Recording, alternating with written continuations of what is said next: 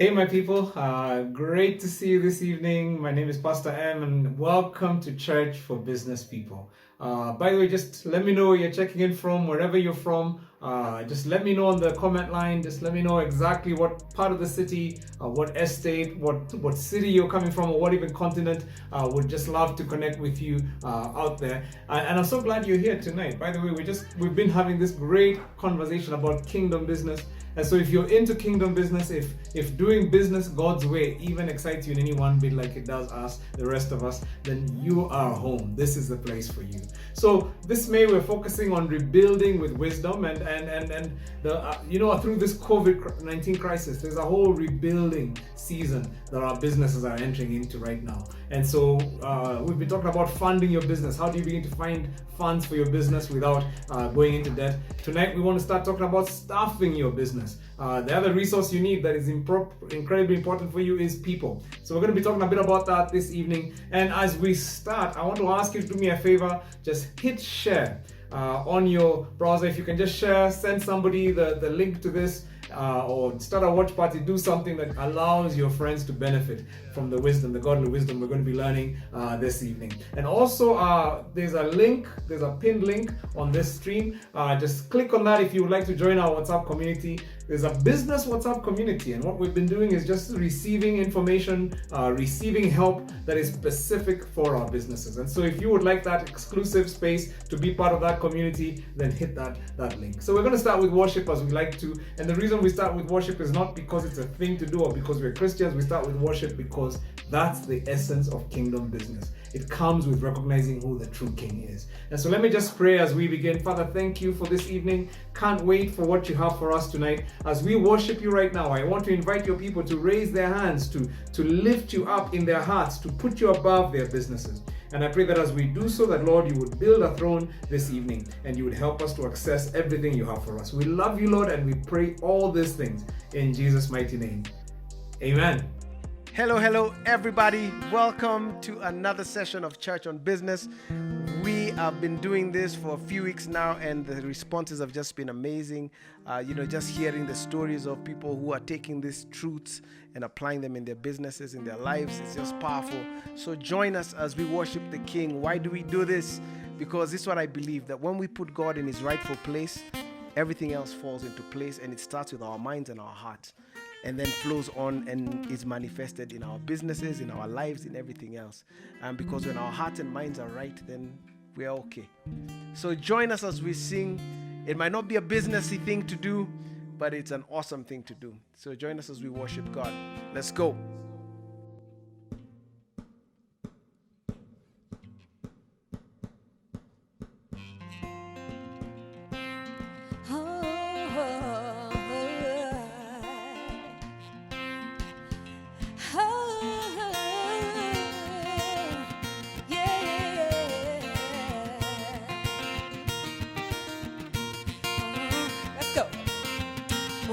Mwana ukamtuma duniani kiseremana nipate uzima, jamani wako mwana ukamtuma duniani kiseremana nipate uzima, jamani ishara kwamba unanipenda zaidi, hivyo nishaelewa na sifa nitakupa zaidi. Ishara kwamba unanipenda zaidi, hivyo nishaelewa, sifa nitakupa zaidi, na siwezi jizuia kusema wako wema, sio kama najigamba, umenitenda mema, na siwezi jizuia kusema wako wema, sio kama najigamba, umenitenda mema, umekuwa mwema kwangu. Hey, sema, umekuwa mwema kwangu. Umekuwa mwema kwangu. Hey, umekuwa mwema kwangu. I'm gonna take the verse again. Say. Wako mwana ukamtuma duniani kisaramana nipate uzima, jamani wako mwana ukatuma duniani kisa na maana nipate uzima jamani, ishara kwamba unanipenda zaidi. Hey, hivyo nishaelewa, sifa nitakupa zaidi. Hey, ishara kwamba unanipenda zaidi. Hey, hivyo nishaelewa, na sifa nitakupa zaidi. Yeah, na siwezi jizuia Sema wako wema, sio kama najigamba.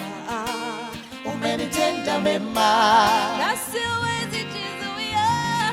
sema wako wema, Sio kama najigamba. umenitenda mema, Umekuwa mwema kwangu, wacha niimbe.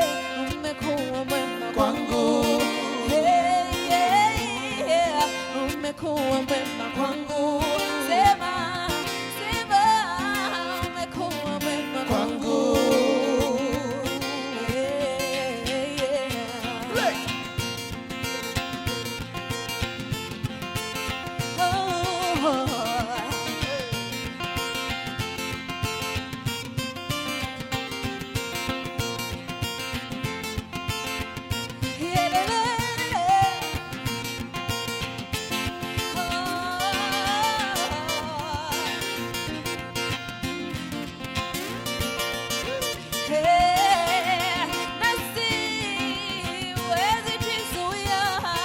sema wako wema, Sio kama najigamba, umenitenda mema, na siwezi jizuia.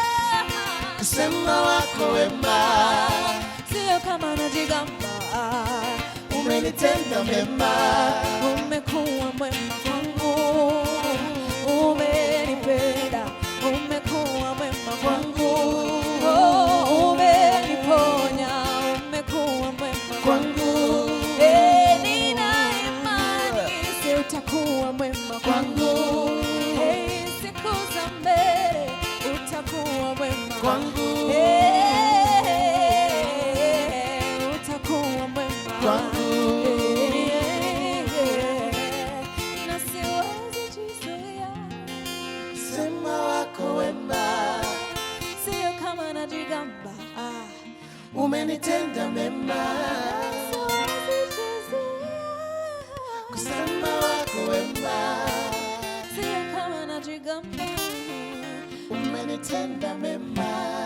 umekuwa mwema kwangu.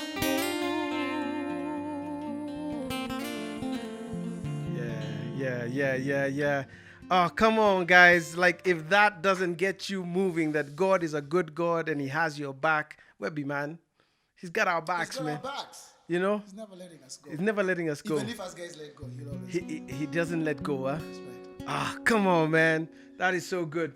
All right, so I was reading, I've been reading through the Old Testament, and, for me, what's so cool is there's some powerful moments, in that. And in Isaiah, it talks about how He will make a way, Right.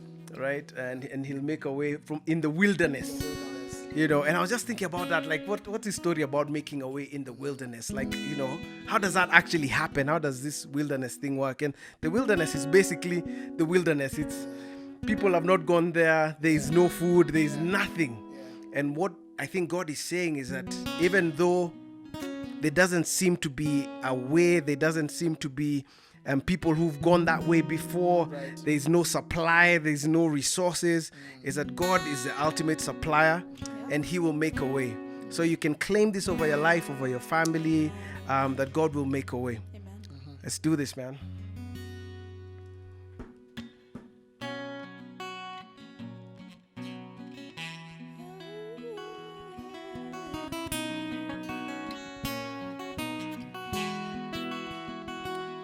Made a way. Yes, you have. And you will make a way. Say it again. You make a way, yeah. Yes, He will. Listen. Yeah. standing here, not knowing how you'll get through this test, but holding on to faith you know best. And nothing can catch you by surprise. You've got this figured out, and you're watching us now. When it looks as if we can't win, you wrap us in your arms and step in, yeah. And everything we need you supply, 'cause you've got this in control. And now we know that you made a way. When our backs were against the wall and it looked as if it was over, you made a way. And we're standing here only because you made a way. You made a way. Yes, you made a way. Ooh, we can trust in you, yeah. Seems to be no way. All right, here we go. And now we're here, looking back on where we come from. Because of you and nothing we've done Deserve the love. to deserve the love and mercy you've shown. But your grace was strong enough to pick us up, and you made a way. When our backs were against the wall and it looked as if it was over, you made a way. And we're standing here only because you made a way. Made a way. When our backs were against the wall and it looked as if it was over, you made a way. And we're standing here only because you made a way.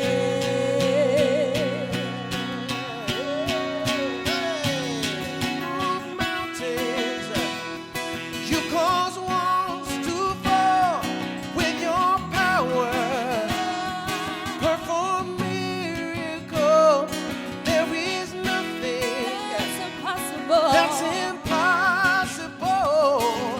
And we're standing here only because you move mountains. You cause walls to fall with your power. You perform miracles. There is nothing that's impossible. And we're standing here only because you move mountains. You cause walls to fall with your power. You perform miracles, and there is nothing that's impossible. And we're standing here only because you and we're standing here. And we're standing here only because you and we're standing here. And we're standing here only because you made a way. Say you made a way. You made a way. You made a way. Don't know how, but you did it. Made a way. Don't know how, but you did it. Made a way. Don't know how, but you did it. Don't know how, but you did it. Don't know how, but you did it. Don't know how. Don't know how, but I'm grateful. Don't know how, but I'm grateful. Don't know how, but I'm grateful. Don't know how, but I'm grateful. Don't know how, but I'm grateful. Don't know how, but I'm grateful. Don't know how, but I'm grateful. And we're standing here only because you made. And we're standing. And we're standing here only because. One more time, one more time. And we're standing here only because you made a way.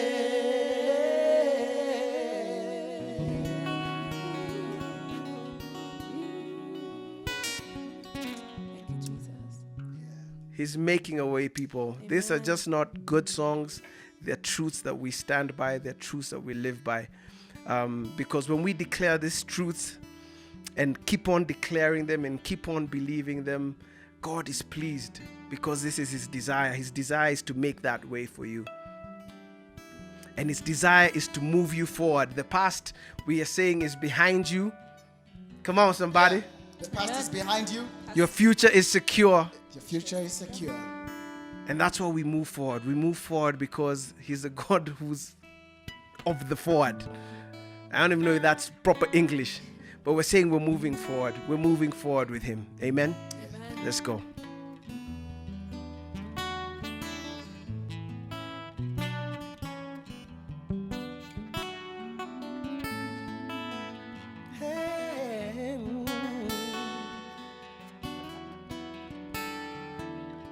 What a moment you have brought me to, such a freedom I have found in you. You're the healer who makes all things new. Yeah, yeah, yeah.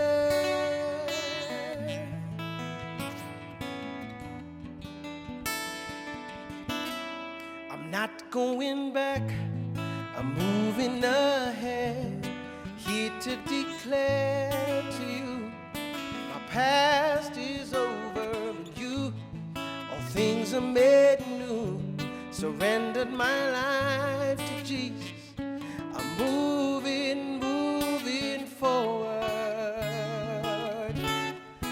Oh,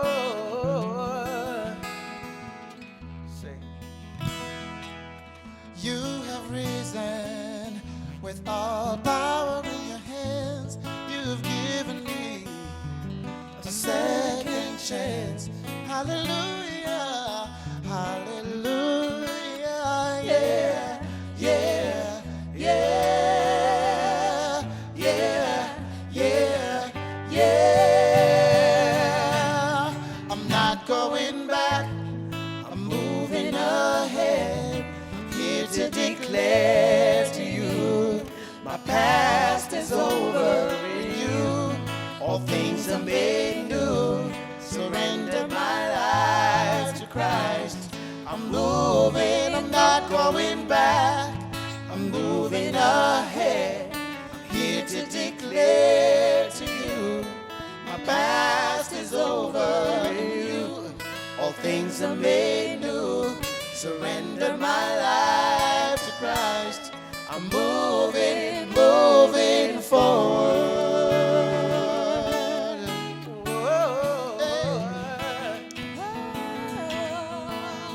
Said I'm moving forward.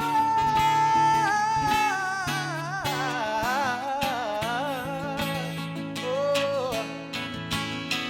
You made all things new, yes, you make all things new, and I will follow.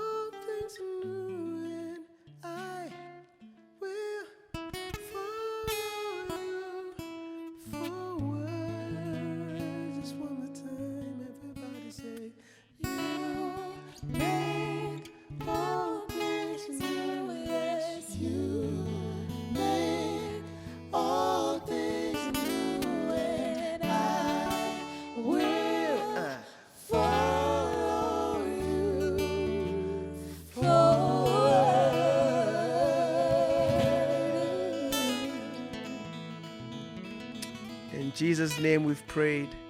In Jesus' name we have proclaimed. In Jesus' name we have worshipped. And all God's people said, Amen, amen, and amen, and amen. Wow, thank you so much, my brother Kanji. That was incredible. And it's amazingly important for us as kingdom people, kingdom business people, to worship our God. By worshiping Him, we put Him first. We declare that He's the reason why we're even doing business. And I want to just encourage you, by the way, this is one of the things that you do to create an atmosphere for God in your space of work. Take some worship music into your workplace. As you get in, create atmosphere of prayer in your workplace. Because here's the thing, we want to just begin by saying that we don't have a Sunday which is spiritual and then the rest of the week is secular. For us in Church for Business people, we say that this whole thing, Psalm 24 verse 1, the earth is the Lord's and everything in it, including this business. That's why we're doing it. So thank you so much for your engagement. I'm so glad to see the rest, everybody who's checking in right now. If you're just joining us, please let us know where you're joining from. It's so good to just connect and to see where everybody's coming in from. And also, please, there's a link at the bottom of this broadcast. It shows you a link to our WhatsApp, our business WhatsApp community, very specific community just for business people, kingdom business people. And it's a great place for you to ask any questions, receive any encouragement for you in this journey that you're going through. And also a place for you to contribute to us as we shape the content for Church for Business people. And so very welcome, love to have you joining us. And by the way, we're going through the Proverbs challenge right now. Today is the 20th of May, and I know that many of you have been reading through this together, and I'm really excited. So that's one of the other things we're doing in that community, is encouraging each other with God's word pertaining to our business. So I want to just read a question that was sent by a member of the business community. Her name's Anne Shanice. Big shout out to you, Anne. I hope you're watching. She said, some look for money to start business. But what if you already have money but no business idea? And then she has the thinking icon, you know, the one on WhatsApp. And I like that, Anne. So you're saying, I mean, people here don't have business but they don't have money. But there's some people who have money, and those are called investors. And they're thinking, what do I do to start a business? And I think what you're really asking is how do I know what business I should go into? So I'm going to just say very briefly, because I don't have very much time today, but I'm going to talk about three things. And these three things are from the book Seasons. I wrote a book called Seasons. I talk about how do you discover your purpose, how do you discover your niche and your contribution to the world. That's one of the things we talk about in the book Seasons. It talks about three things. Number one, strengths. Number two, passions. Number three, your problems or opportunities. So what are strengths? What are those things you're naturally gifted at, you're good at?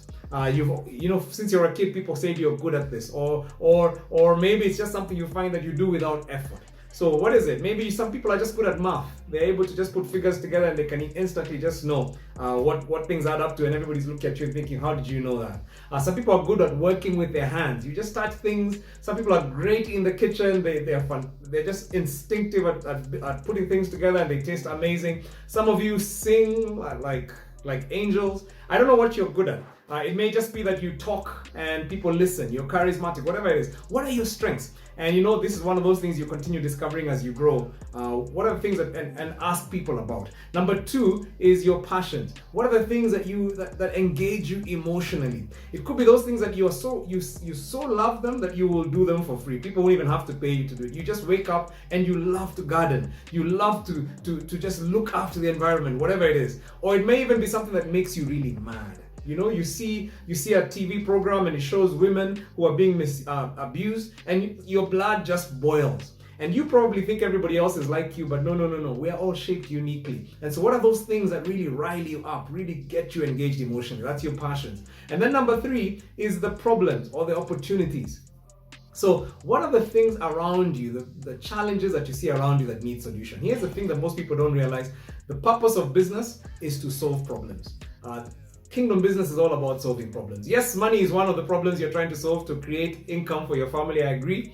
But an even bigger thing is, what is the problem in the world that people need solutions for? Because if you find a way to solve people's problems and do it profitably, they'll pay you for it. So what are some of the problems you see around you? We need to cultivate a perspective of seeing problems and not overlooking them. Sometimes what we do, especially in this part of the world, you see problems and you create your own privatized solutions to get over them. There are potholes in your road and you find a way to get gumboots or to buy a car which has four-wheel drive so you don't feel the potholes. But you know what? Every time you figure out a solution to people's problems, and if you become good at solving people's problems, then they will pay you for it. So those three things. And when you find a nexus of things that you're strong in, you're passionate in, and that you can actually solve problems, real problems that people are facing, that's always a good a place to start drawing into business. We're going to talk more about this because I want to bring a friend of mine to talk about this on this show. I think it's an important question that you've just asked. But this month, or today, I want us to talk to a good friend of mine. You've met him already. We've actually talked. I've had him twice on the show already. And since he was so generous to give his time, I thought I'm not going to let him go while I still have him. And I know many of you have already written to me and said how much you've appreciated having Leonard Mcharo as the CEO of Savo Limited. He's been on our show the last couple of weeks. We're going to have him again tonight. He talked about funding your business. Today we want to start talking about staffing your business, bringing the right people who will help you achieve the dream that God has given you. And so he's a morning person. So the recording you're about to watch, we recorded at 5 in the morning, which, my goodness, that's a man after my own heart because I'm a morning person as well. And so without further ado, here's Leonard. All right. Well, thank you so much. It's great to see you again, Mr. Leonard Mcharo. Leonard is the CEO of Savo Limited. We've had a couple of times we've interviewed him the last couple of weeks. Leonard actually got a haircut, which is why he looks so different. He had a lot of hair the last interview we did together. And so I have to reintroduce you in case guys are like, so who's this new guy? But really good to see you this morning. Let's talk a bit of it. Yeah, new normal. New normal. I know. Huh? You need to introduce me to your barber. I'm the guy with the hair now, guys. I've never seen my hair. But today we're talking about staffing your business, because we're still in the place where we're resourcing, we're rebuilding our businesses after this challenge, in this challenging season, and also preparing for the new normal, just like you talked about. So I remember that you shared the 3 principles that have been foundational for your business.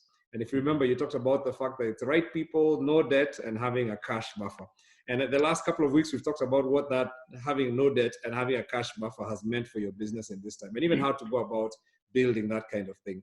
But today we want to talk about right people, because I think you talked about the fact that that's a really significant piece for your business. So maybe talk to us about, as you began Savo, maybe tell us a bit the story about how you discovered the importance of having the right people in your business. Wonderful. The story of Savo is interesting. Just there's a book we are studying together, and now we are studying conflict and how conflict can be the start of beautiful beginnings. And that's somehow how Savo started. I had a business with very good business partners, but we just had different ways of looking at things. So as one turns 40, you begin to consider what really matters. So I decided I'm going to start something new. Now, fortunately, I had read a little. So I knew I didn't need to have an idea. I didn't need to have a vision. I didn't need to have a business plan. I just needed to surround myself with the right people. And so we left the company, me and 8 other guys, and we started. They asked me, so where are we going? I told them I have no idea. But for as long as we are here together and we are able to engage, then we can move. So Savo actually started only with the right people. Yeah. We began to do architecture at the beginning, but we knew that's not what we were supposed to do, but we had no idea what it is you're supposed to do. But just having the right people gave us the confidence to get started. Yeah. So from the very beginning, Savo was set only on the right people. No, that's very radical, because you're talking about the fact that having the right people on board is even more important than even the product or the service you're going to be offering. Just getting the right team together is that critical. Let me just ask, we did a recent survey of our business community. And by the way, one of the things we're able to do because of just having the Church for Business people, business community, we're able to create content that is very valuable to them. And one of the things we found as we did a survey with the members of that community is that 40% of them are owners, are sole proprietors or sole owners, sole workers in their company. They don't have an employee right now. At what point in the entrepreneurial journey do you begin to think about bringing the right people on board? It seems like you started with 8, which is crazy. I don't even know how you pay 8 people. But at what point do you begin to I need to bring some people on board? Why is that important? And at what point do you bring those in? Yeah. I think, I don't know, maybe it's because I really never trusted in my personal ability to get everything done. But from the very beginning, I always believed in partners. So at the beginning, it was just before you start anything, get a partner, and then so that you're able to. Because I think I have a lot of arguments in my head. Yeah, so I always believe in exchange. A lot of exchange somehow seems to sieve out a better idea. So I think different people have different ways, but with more experience, for me, the question is never what do we need to do. I think we usually get it wrong. The idea, for me, the question always is, who do I need to have on board to seek for a solution? Yeah, because as entrepreneurs or as just business-minded people, what you want to do is, okay, I want to sit, I want to work, I want to develop an idea, then I want to get people behind me to help push this idea. Okay, that works, but I think it's suboptimal. But if you have someone or a few people, even one or two around you who are sharp, and just really ask what needs to get done. Yeah, because see, as business people, we think I have an idea, I want to push it to the market.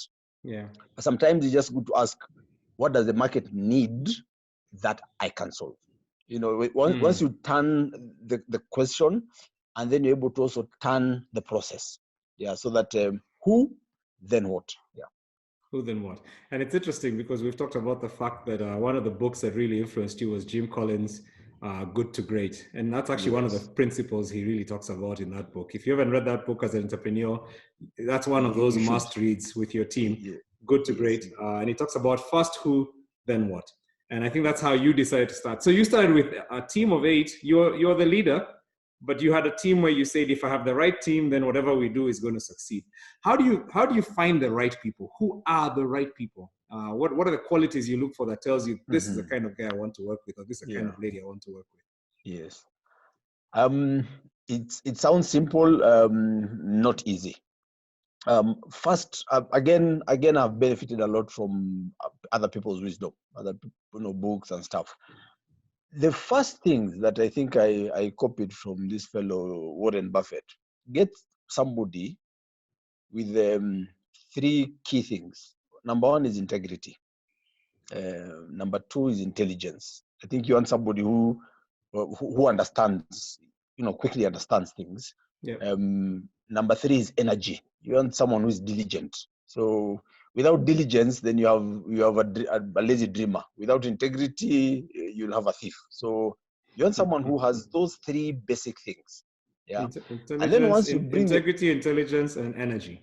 And energy or diligence. Let's say intelligence, integrity, intelligence, and diligence. Yeah. Once they have those things, then you'll have a hardworking, hard-thinking, good-natured human being. Yeah. So I think that's usually the first place to start. Yeah. But as they come on board, as you're beginning now to interview them, one of the things that you need to realize is, above everything else, this person needs to be wired the way your company is wired. So that if you have a very strong hierarchy, this person needs to have a very, based on hierarchy. If you have a culture of freedom and, a very free culture, you need someone who is wired like that. If you are creative, so you need somebody whose personal core values and the company's core values sort of merge. Yeah. I have made many mistakes on that, and once you get it wrong, it's catastrophic. Wow. So I'm going to come back to that because I want to understand some of the challenges you faced. But one of you've just talked about it right now. You've built a very unique culture at Savo of having almost like a round table where it's the best idea that gets on the table. You're not a very hierarchical leader. Just describe that a bit and what the benefits of that have been as you brought the right people on board. How have you unleashed them then to be able to get the best of them? Yes, okay. Our leadership philosophy is delegate almost to the point of abdication. So just delegate until you're not needed. Our rules are 2. Our company rules are two. Rule number one, use your best judgment at all times. And rule number two, there shall be no other rules. So you see, now this jigsaw works once you have the right person in the right seat. Again, important. Sometimes you get the right person, but they're doing the wrong thing. Yeah, you are able to delegate fully. Now there's a beauty about delegation. If I'm doing something and I know there's a boss hanging over me all the time, I was never very good at, I was employed a couple of times, I was never very good at being supervised. I like to do things myself. So once you have someone and they know no one is supervising them, no one is following through, but we have a path that we have created together. Remember, I didn't have a vision, so we created this vision together. We know, we have figured out together where we are going. Mistakes are allowed, failure is allowed, then please go ahead and do it. I'm always here for any, because it's always a round table. It's always council. I'm always here for exchange. Yeah. Then people tend to take a lot of ownership. Yeah, because one of the things that business people do is, I am the boss, I am the owner, you are the employee, you listen to me. Yeah. Isn't it easier for me to hire you to tell me what to do? That makes my life easier than me to hire you for me to tell you what to do. Yeah. So I think once you give people freedom, then they get a lot of responsibility. Yeah. It's interesting because what I think and what you're saying really jives with what Jim Collins says, because he says if you get people who you have to manage very seriously, they're the wrong people.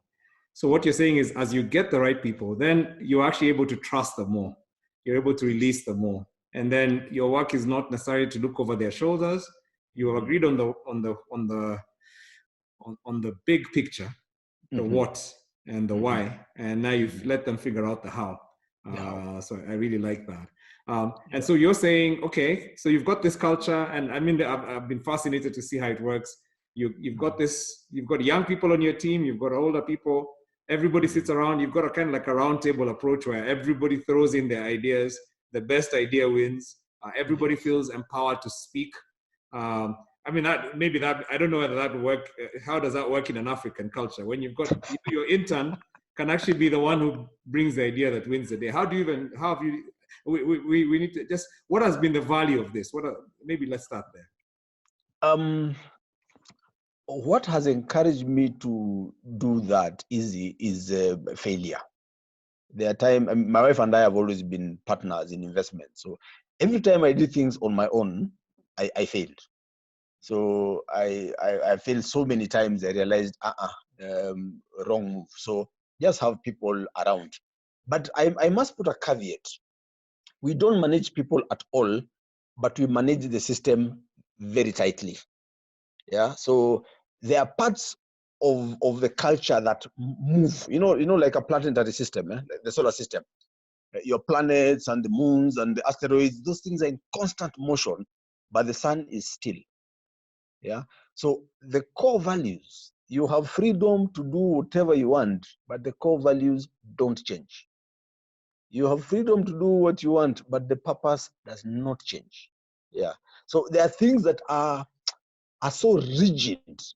So if you come in and you're the wrong person, you really get thrown out very quickly. So as long as we have tightened on the core values, then people are able to think. So you have freedom within that. Yeah. So what I manage and my role really is to make sure the center never moves and to make sure that people are free. Yeah. So once you have that, as a leader, your role is to keep that center intact. Is to keep it as still, as conservative, as rigid as possible. So when someone comes and they get really frustrated, why can't this change? Why do we have to do things this way? I'm like, this is either yes, no, you're in or you're out. Yeah. Now we're going to talk about that because I'm hoping actually, in fact, now this thing is such a big story. So we're going to have to even save some stuff for next time. Because I really want to talk about even how you create that culture for your team. How do you even as a team, how do you equip your team to understand what the culture the values, all that stuff. So we're going to talk a bit about that next time. But one of the things I want us to end with is, what are the challenges you faced in bringing the right people on board? Because I'm sure it has not been that easy. And I think entrepreneurs learn when they hear the pain of other entrepreneurs. What are some of the painful spots you've hit as you've tried to bring the right team on board at Tsavo? And I'm assuming, how many staff do you have right now? What size is your team right now? Right now, the core team is about 20, slightly over 20. Is the core team. Then you have other people now on site and what have you. And of course, you have a lot of construction crews and all that. 20 at the office. So what are some of the challenges as you've tried to build this super team that you have around you now? One, looking for performance before cultural fit. I think that has been a big mistake, and it looks very natural. You get somebody, they're very talented, they do a very good job, but then you get blinded. You don't see that that center. So the person is not wired like we are wired. So they bring a lot of problems within the office. Getting someone because you like them, or because you pity them, or I want to help this person move from here to here. So you force, when you're trying to force issues. Once I had to let go of my sister, my own sister. We are very close. I loved her. I love her still. We're living in the same house, and I had to let go. Why? She's very good. She's very talented. It's just that the culture and her wiring are slightly different. Yeah. So not being able to take a step and say, okay, we need to do this. So that usually hurts the company in the long term. It usually hurts the person also.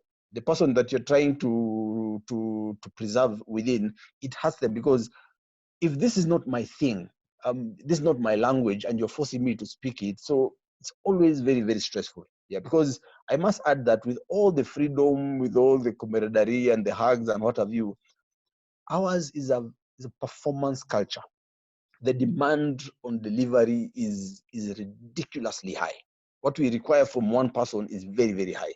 So when people come, they're not wired like us, or you like them, or you take too long to make a decision, or you let them begin to influence the other people negatively, it has bad consequences on the company, on the team around, and on the person. Wow. So I'm assuming then, because of that, then it can't have been easy. I mean, when you're talking about letting your sister go, those can't be easy conversations. I'm sure you've had some pain in the team as a result of some of those decisions. Oh yes. Letting go of people is never easy. At the beginning, you see, the misunderstanding is that if a company is good, then people come and stay. No, that's not true. Yeah, if a company is good and the center doesn't change, it means only the right people stay. So our turnover, especially at the beginning, has been extremely high. Until now, we have been forced to, by the circumstances and the pain of letting people go, it now takes a year to be employed at Tsavo. A full year. You come in and you'll be an intern for a year. No commitments. Yeah. So every 3 months we review. So you take time to hire. You take a long time to hire. Because we realized we looked for different ways of hiring and different ways of interviewing. We couldn't get it. So we realized someone can fake it for 3 months. But by month number 8, month number 9, then you get to know them. Or we can fake it for 3 months. Yeah. But by month now, because now it has to become a mutual interview. As we're interviewing you, you're also interviewing us. So actually from this year, we decided anybody who comes in, you have to do a year. Wow. Yeah. I love it. Well, thank you so much. I mean, this is amazing. Picking the right people. First, who, then what? Making sure even as you're starting your enterprise, you're thinking about who are the people you work with. Because this journey, it's the journey of entrepreneurship. You need people to walk around with you. And it's amazing for me to hear about a man who started a company with 8 people. He was so fastidious about I must get the right people even before we start doing the right thing. So we're going to come back next week. We're going to be talking about some of the things about your company values, how you make sure that those are inculcated. You've kind of hinted about the internship. We're really curious about learning how you're doing that. And so thank you so much, and really appreciate just being able to hang out with you.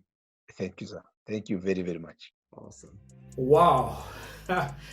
Man, I really love, like I said, Leonard and I have been going through the Proverbs Challenge together with a group of guys, and every time he speaks, there's always something that God is using him to speak to the rest of us. And I mean, we are sharpening each other. The Bible says, as iron sharpens iron, so one person sharpens another. I hope you're in a Proverbs Challenge group as well, and that you're growing together with others in this journey. And by the way, I'm going to just give you a little heads up. In June, we're going to be doing the Proverbs Challenge Reloaded.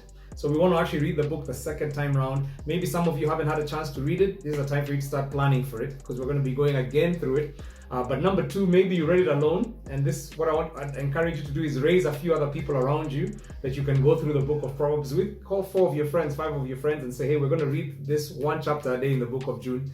And I'm telling you, you're going to be in for incredible blessing. And then number 3, if you've been already reading it with a group, challenge them to get their own friends. And you know what's going to happen is that they're going to become their coach as they're taking other people through it. We want to create a viral revolution of wisdom. In this new season, we know we need wisdom for a new normal, and we want as many of God's people walking through this journey as possible. And here's the thing, Proverbs is chock full of wisdom for our businesses. And so really exciting to have all of you here. We're talking today about why it's so important to get the right team into your business as you're rebuilding right now. Like I said, the research shows that many of us are in businesses with very few people, or maybe just ourselves working. But why is it so critical to form a team around your dream? I'm going to give you a few reasons today, just sort of summarizing what we talked about with Leonard. 3 things I can think of right away. Number 1, you'll avoid burnout. And by the way, all these are from the book of Proverbs. Proverbs 11 verse 14 says, for lack of guidance, a nation falls, but victory is won through many advisors. You know, Solomon may as well have said, for lack of guidance, a business falls. You know, when you're walking alone, chances are you're going to find situations that you cannot solve by yourself. And here's the thing. So many people I know start businesses because they were good at something, because they were passionate. Just the things we talked about earlier with Anne. You're so excited about it, so maybe you're good at baking, so you started a bakery. Maybe you're a good accountant and really, really good with figures. So you started doing tax consulting for people, tax returns for people. The next thing you knew, you are running a practice. But many people, they start and then they realize when they started, oh my goodness, running a business requires so much more than the skill that people know the business for. You know what I'm talking about? You're going to find out very quickly that it takes so many skills. You're going to need to be good in marketing. You're going to need to be good in sales. You're going to understand procurement. You're soon going to understand why you need to understand accounting and tax and logistics. I mean, these are just a few of the skills you're going to need to have a successful business. And these are the things that you don't know that will sink you. So many people find themselves in a place where they're hating the business they started, wishing they could even get out because now they feel trapped by this thing that they loved so much at the beginning. So getting a team of people around you will give you the necessary skills to ensure that you succeed. You know, it's interesting, Richard Kiyosaki, famous for Rich Dad Poor Dad, he talks about the 4 quadrants. He has a book, a far better book, I think, that many people don't talk about as much. It's called Cash Flow Quadrant. And it's actually one of my favorite business books. He talks about the 4 quadrants that most people who fit themselves in. He talks about the E for the employed. And those are the people who are in a job, they have a job, you know. And then there are people who are in the S quadrant, which are the people who are self-employed, they own a job. Then there are the people who are in the E quadrant, the B quadrant, and the B quadrant are the people who are business owners. They own a system that is helping. People work for them, and people are making money for them. And then the I is the last one, and I is the investor quadrant, where their money now is the one that is working for them. Kiyosaki really pushes us to try and get money from the B and the I parts of the quadrant. And you know, here's the thing about being self-employed, and many people, by the way, who call themselves business people, entrepreneurs, are actually in the S quadrant. They're no longer employed, so they moved into self-employed. They own a job. But when you're self-employed, it's much more stressful, and it is much more, it's much more work and much more risky than when you're employed. You know why? Because when you're employed, you could go on leave. You could take a vacation, somebody would pay for it. You could take sick off. Somebody would be thinking about how to make sure that their employee is treated well. When you're an S, when you're self-employed, then it's all about you. You don't work, you don't eat. And so here's the thing about understanding the importance of a team. When you have a team, you have a chance to become a business owner. Too many business people, it's about you. When you're sick, your business is sick. You can't even take a vacation. And that's a horrible place to be. One of the things that I like to encourage business people, I say every 5 years, I take a 3-month sabbatical. Actually, I take a 6-month sabbatical. I encourage my pastors to take a 3-month sabbatical. From Mavuno, I actually go away for 6 months and I don't involve myself at all. And every time I've come, the church is doing better. Why? Because I'm more refreshed, I'm more on point, I'm more ready for what's coming. And number 2, my leaders have grown in the process because I'm growing a team there. I've got a great team that I'm growing. And I run business the same way. So here's the thing. You want to make sure that you have a great team. Every great dream needs a great team. I think that's one of the things you need to understand. Is do you have a great dream for that business? Then you must have a great team. Number 2, you go faster. So if number 1 is you'll avoid burnout, number 2, you will go farther and faster. So Proverbs 14 verse 4, it says, where there are no oxen, the manger is empty. But from the strength of an ox come abundant harvest. I thought about this verse quite a lot this last week as we're reading this section of Proverbs. You know, it's so easy in this COVID-19 season to cut back on staff because, you know, those are called manger costs. Where there are no oxen, the manger is empty. So when you don't have people working, because oxen were really your means of production or your team, when you don't have them, then of course you don't have manger costs. Your manger is empty, so at least you have the relief of that. And that's an easy, tempting way to go. I want to keep my business cheap, so I don't need people. But it says, from the strength of an ox come abundant harvest. What does that mean? It means when you have a team, when you have that team working for you, then you'll have harvest. Yes, they will cost you, but at the end, that's the only way you're going to have serious, significant success in your business. None of us is as smart as all of us. When you work alone, then you limit, your company is limited to your brilliance.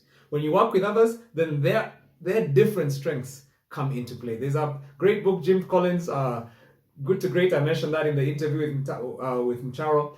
It talks about, Jim Collins talks about Packard's Law. And Packard's Law states that no company can grow revenues consistently faster than its ability to get enough of the right people to implement growth. Let me say that again. No company can grow revenues consistently faster than its ability to get enough of the right people to implement that growth. And over the years, my principle has always been whatever I work in. Right now, I'm known for working at Mavuno Church, but in everything I've worked in, I've always believed in raising a team, injecting talent into the team. And so what that means is that I'm always able to grow. I'm always able to move faster and farther. Several years ago, I took my job and I looked at the 6 essential functions that I carry out at Mavuno. 6 very critical things that I was doing. And what I did is I picked 6 of my lieutenants, 6 of the people I've been growing over the years, and I assigned them each one of those roles. And I stopped carrying those roles. I stopped thinking about those roles. So what did that do? Number 1, it grew these guys tremendously. But then number 2, it freed me to start thinking ahead because Mavuno's vision is to be all over the world. And we can't be all over the world if I'm caught up thinking about the details of running the local enterprise. Are you understanding what I'm saying? That you'll be able to go faster, farther in your generation. You don't have to wait for the next generation to come before your business can explode. Because you have a great team. You're growing a great team. Number 3, your business will outlast you. So I've said number 1, you'll avoid burnout. Number 2, you'll go farther, faster. But number 3, your business will outlast you. Proverbs 20 verse 14. We read that today. It says, plans are established by seeking advice. So if you wage war, obtain guidance. I really like that scripture. What it's saying is, if you want what you're doing to be established, it might as well say businesses are established by getting advice. When you have a council of guidance around you, then your business will be established. Too many, this part of the world, we're known for one generation businesses. One generation businesses. I mean, the business will succeed in the lifetime of the founder, but when the founder is gone, the business is gone. I admire some of the businesses globally that we see. I mean, we look at something like GE, formerly known as General Electric. And this is a business that was begun in 1892. I mean, that is 128 years ago. It is still a world-beating company. Ever since its inception, it's still one of the global biggest companies, most successful. And that is having a season where they've had 14 chief executive officers, one after the other. And these guys are basically all over the world. That is called establishment. Why is it that we can't have African businesses, local businesses established with that level? It's not because we're not as bright, absolutely not, or we don't have the right ideas or the right products. That has nothing to do with it. I think the important thing is understanding how to leverage our teams. So we're able to build those kinds of succession plans.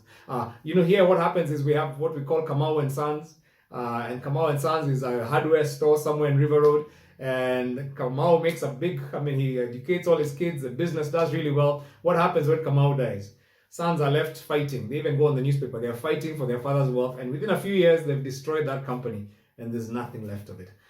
You know what? If we don't build great teams, then our vision will be just one generation, or maybe not even get to one generation. So these are the things we must be looking after. Now, I'm going to just talk very quickly as I conclude. I want to talk about what you start looking for, what you look for in team members. Mcharo mentioned, he talked about integrity, intelligence, and diligence. And I love that. The terms I use are character, competence, chemistry. I think very, very similar terms. Character is what Mcharo called integrity. It's been defined as who you are when no one's looking. You want to look for staff people. When you're looking for partners, when you're looking for people to grow a business with, look for people of character. Proverbs chapter 20 verse 6 says, many claim to have unfailing love, but a faithful person who can find.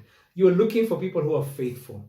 You're looking for people who are available, teachable, people who are they when no one's looking?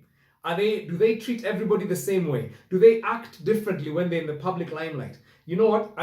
This thing is so important. I like to say character is king. Of all the things you're looking for in your employees, if you can find people who are trustworthy, people who are honest, people who keep their word, people who take themselves seriously, people who are diligent when no one's looking, then that's the first place that you're going to want to look for people like that. Now, I'm going to do a whole sermon on this. Sunday the 30th, end of this month, I'm actually going to be talking about resetting our character. And so I'm not going to talk much more about that because I'm going to do a whole sermon on that. But the second is competence. So character is number one. Competence is the second. What Mcharo called intelligence fits into this. I call it skill as well. The ability to get the job done. This is what we're looking for. The ability of a person to get the job done. You want to hire people of character. You also want to hire people who actually have the ability to get the job done. They have the knowledge, the skills, the expertise, the character, the training to get the job done. Unfortunately, too many of us, that's where we focus on. You're looking at somebody's papers. You're looking at what they claim to have read in school. But you know what? I always say skills can be taught. I actually prefer to go for character and then teach the skills. But you're still looking for somebody who's hardworking and who's able to learn, who's quick to learn, who wants to learn. And then number three is chemistry. Chemistry is what Mcharo referred to as DNA, culture, wiring. He used some of those languages. And I want to just say this one is the easiest one to miss when you're hiring people. And it's a dangerous one when you don't get it. Somebody once said that culture eats vision for breakfast. In other words, you can have a phenomenal vision, an incredible vision. But if you don't have people around you, if your company culture does not support the vision, then your vision will never go far. So how do you get people who understand the DNA, understand the culture of the company? We're going to talk about this next week a bit because I want us to talk about how do you build a company with great culture. Proverbs 17:1 says, it's better a dry crust eaten in peace than a house filled with feasting and conflict. In other words, I'd rather be broke, have a small company where we love each other and we're working well, than have this world-changing big company with a lot of money and everybody's hating each other and fighting each other. And some of you work or have worked in companies like that, where everybody just backstabs, everybody is political. That's not what you want to build in your kingdom business. So how do you look for the people who will support your DNA, support your chemistry? Do these people add value to the team? Do they thrive in your culture? Or do they just bring politics, friction, disagreement, disgruntlement wherever they go? You ignore, and I've learned this the hard way, you ignore this one, chemistry, at your peril. So that's all I have time for, by the way. I know that we can talk a lot more about staff and about people. Next week, we're actually going to talk a bit more about how to build the team culture that will help you succeed. As you're rebuilding, this question is so incredibly important. I love how Mcharo said it's first who, then what. Right now, some of you are starting from, you're rebuilding from the ashes, you're restarting your company. The question I want you to really challenge you to start praying about is, Lord, who are the partners you're going to help me to grow this business with? We're going to talk a bit next week about creating a leadership pipeline, about the kind of, looking for the kind of partners you must, because Proverbs talks about that quite a bit. But today I just want to conclude with that you must begin to pray and ask God, bring me the right people. And help my team, help me to discover and to put the right people. If I might have the right people, but help me to put them in the right places. Now, that's what we're going to be talking about next week. I want to pray for us as we conclude. I know that for some of us, as we're listening to this, it may seem quite high off because, my goodness, right now I'm just struggling to survive. I'm just thinking about how to even pay my rent, to pay my bills, keep up with my creditors. You know what? I completely feel you, and I'm going to be praying for you in a second for that. It's just that it's important for us to start reformatting our thinking. We can't stay in survival all our lives.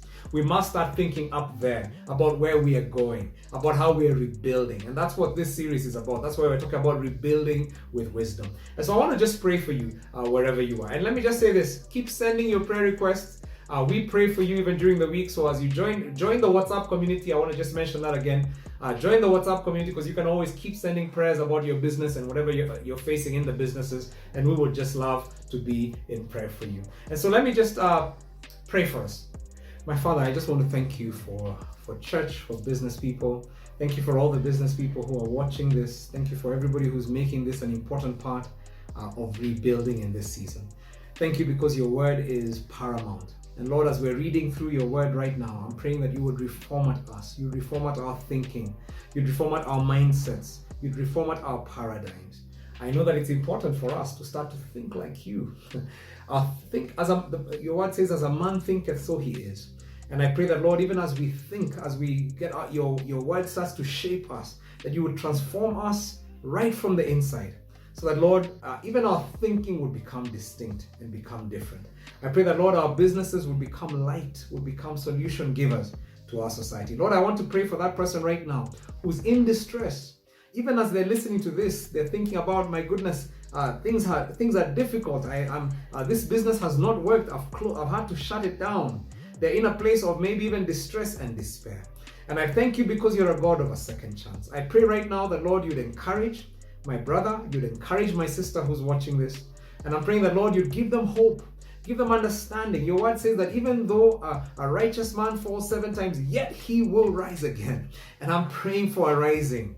I'm praying for a standing up. I'm praying for a strengthening. I'm praying that, Lord, these fallings will actually become the testimony of the future, that they'll be able to educate and mentor many business people, telling them what not to do and even how to depend on God in their business. And so right now I speak encouragement, I speak faith, I speak divine ideas upon your people. Some of the people watching this are leading large enterprises. And right now they're thinking, how do I manage my staff? How do I keep them afloat? How do I keep these people afloat? How do so many people depending on me? I pray for wisdom, Solomonic wisdom. As they read the Proverbs, give them nuggets, give them wisdom that would jump out at them and would help them to make decisions that they never would have made had they not been listening to you. And so, Lord, until we meet again, I speak blessing over everyone here. For it's in Jesus' name we pray, and God's people say, amen. God bless you. Please join our WhatsApp community. Look forward to seeing you next week.